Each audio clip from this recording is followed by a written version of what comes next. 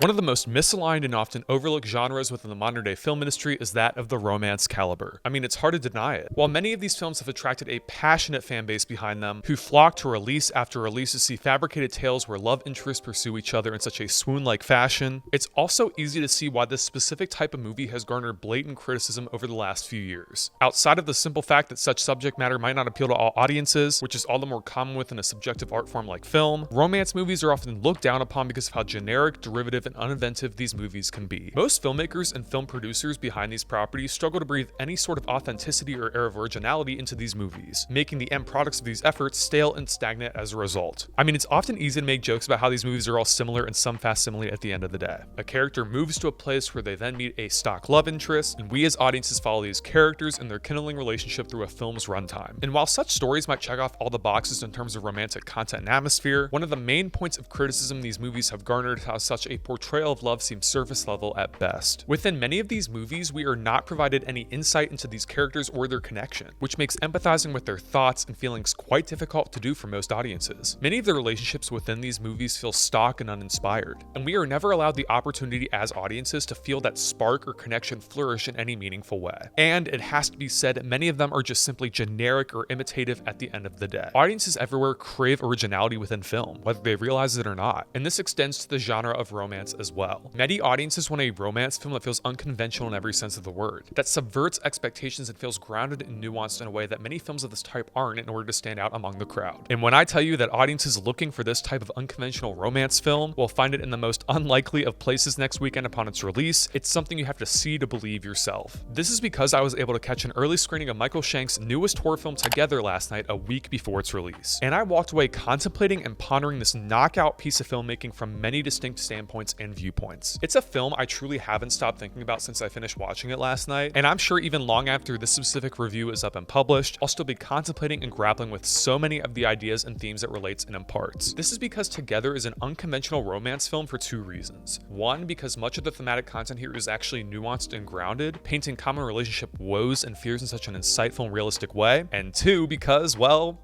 it's a horror movie. Together stars real-life married couple Dave Franco and Alison Brie as Tim and Millie, a young couple who moved to the countryside to pursue new careers. As their relationship hits a snag and long-buried struggles come to light, they begin to question whether they truly can spend the rest of their life together. Although this metaphorical statement becomes quite literal when Tim and Millie accidentally stumble upon an otherworldly force that changes them in ways they can't imagine. Now they begin to feel a new type of attraction. Quite literally. If I just pitched this film to you as a movie about a couple who begin to fuse together into one being, you'd probably already be sold. It is a movie that genuinely hooks you from that short premise alone and doesn't let up for the rest of the runtime. However, amid the flashy exterior and the engaging content on display, the real reason I walked away ultimately loving Together is because of how complex it all ends up feeling. This is a horror movie that actually understands and operates like a cinematic experience. So often within the genre, these films can lose sight of their specific meaning or theme in favor of serving up scare after scare to the audience. Whereas here, Together is insistent on making the impact land in terms of visceral content on display as well as thematic complexity, which I loved and appreciated. The lead characters were carefully manufactured for performers like Dave Franco and Alison Brie, and they knock it out of the park. They are the leads required to ground such an outlandish premise and execution, and they instill such a balanced charm and charisma to these characters where they come across as deeply flawed and empathetic, which in turn makes their situation more empathizable and downright terrifying. Their natural chemistry as a couple makes these characters and the relationship in turn feel so grounded, which is rare for any movie, let alone a horror release, to achieve. So many of the smaller moments here, such as their arguments, dynamics, and beats, feel amplified in every sense of the word. We as audiences feel like after a while we aren't just watching a fabricated relationship, as it feels incredibly lived and grounded, which is a high mark of praise for the film itself. This is further accentuated and coupled by Michael Shanks' incredible screenplay here, which adds so much surprising depth and nuance to the already strong material. As mentioned, the core relationship and dynamic between Tim and Millie makes up the bulk of not only a movie's emotional highs, but the horror-esque highs as well. Tim and Millie are deeply flawed, yet are instilled with so much raw and unbounded love and appreciation for each other. Yet they're also caught at a crossroads, unable to discern what this love truly means. Both want to strike their own individual paths in life, with Tim wanting to pursue his music while Millie pursues a career within education. Yet, while each partner wants what is best for the other, this is also the source for a lot of their confrontation, because they don't truly understand each other. Whether it's Tim needing Millie to drive him from place to place due to his lack of a proper driver's license, or Millie striking up a friendship with a teacher at her new school which makes Tim suspicious all the same. It can be said that both of these characters truly care for one another, yet they are unable to manifest or make sense of this feeling on a deeper level. However, this is quickly changed by the introduction of the body horror elements of the story, in which both characters start to fuse together in a graphic and grotesque way. This turns the material completely on its head, adding depth to a film where the main characters aren't sure if they have what it takes to stay together, all while literally fusing together. This is why Together remains such a fun spin on the romance genre. It's horror-based, often overtly comedic, and overall thought-provoking. The different dynamics, moments, and connections between Tim and Millie as they grapple with the situation they find themselves in is often over the top in the best way possible, and that includes the gore here. This is a disgusting movie for lack of a better word. Audiences need to know going in that, as good as this movie ultimately is, and as much as I recommend you do check this one out in theaters, you will need to prepare yourself to sit through a lot of graphic body horror elements that might make even the most hardened of audience members out there feel squeamish. Yet, to the film's credit, this graphic content manages to feel tasteful and nuanced within the confines of the story and what the film is going for, and never feels over the top or graphic for the sake of being over the top or graphic, which cannot be said for other horror films of late. And Michael Shanks directs this film with such a steady hand and flourish, instilling a unique style of filmmaking here that really immerses audiences from the start. Some of the choreography work from Franco and Brie is stunning to say the least, and the way Shanks places and moves the camera to simulate the connection and fusion of these two characters in key moments is also fun and shocking as well. There's truly just so much to love and appreciate about Together overall as a film, which is why it pains me to say that the film is not in fact perfect. In fact, much like the relationship between Tim and Millie in the film,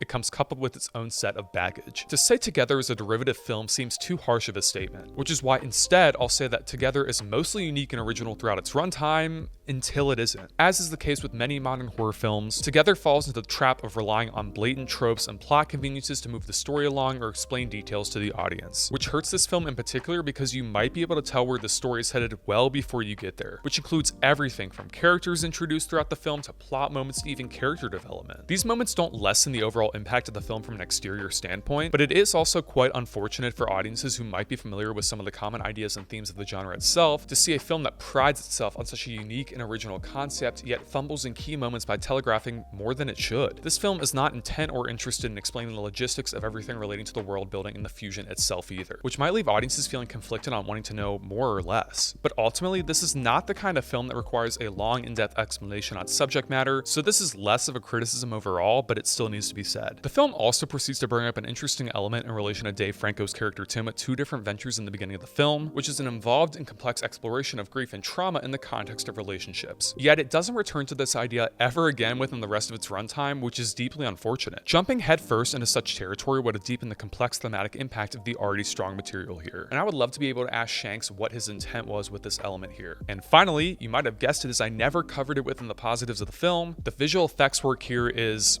underwhelming. The film is practical when it needs to be practical, and that much is true. Working with a story where characters literally fuse together on a comparatively tiny indie budget is a tough task, and for the most part, Shanks and his team have done incredibly well. But, and there is a huge but here, the final sequence of the film, the moment which the entire film builds up to, is just not solid from a visual effects standpoint. Over-reliance on CGI is something that plagues many movies nowadays, and usually I'm not one to point out something like this in my reviews when a movie executes it well. And ultimately, for what the film goes for here, the CGI works in its favor for the most part. Yet, compared to a film like The Substance, which released last year and executed something similar with incredibly visceral and grounded makeup and practical effects, it is somewhat of a letdown to see a movie that ultimately ends on a note where the effects work doesn't live up to the promise. And speaking of that ending, no spoilers here of course, as this is a spoiler-free review, but it is sure to be divisive among audiences. I cannot wait to see the varied reactions next week upon its release to see what more general audiences think, as it is definitely out there and commits to something that most filmmakers would entirely call safe, but that's ultimately why I appreciate what Shanks and his team have accomplished here, and that ultimately ties a movie like Together up into a complete package. This is a movie you have to just see to believe, as nothing I say or any other film critic says will do proper justice to the madness that is this film. If you want to take the plunge and you want to experience the violent, over-the-top, and often profoundly devastating world that Together portrays throughout its runtime, this is surely a film you cannot miss in theaters, as watching this with a packed crowd is sure to be an experience itself. We go to horror movies to feel scared, terrified, and uncomfortable, and that much is clearly on display throughout Together and its runtime. Yet, also, it's a film where audiences might walk away pondering more than they expect in terms of core relationship dynamics. You see, Together is a horror movie about physical body horror, but it's also a horror movie about common relationship fears and anxieties told through such an over-the-top lens, broached in a literal and quite grotesque way. And if audiences can stomach their way way through the graphic and visceral content on display, they'll unearth a real heart and nuance in the material that feels unique and dynamic itself. Just strap on though, because this one is a wild ride. That's why I'm giving Together a 3.5 out of 5 stars. Together is in theaters everywhere Wednesday, July 30th.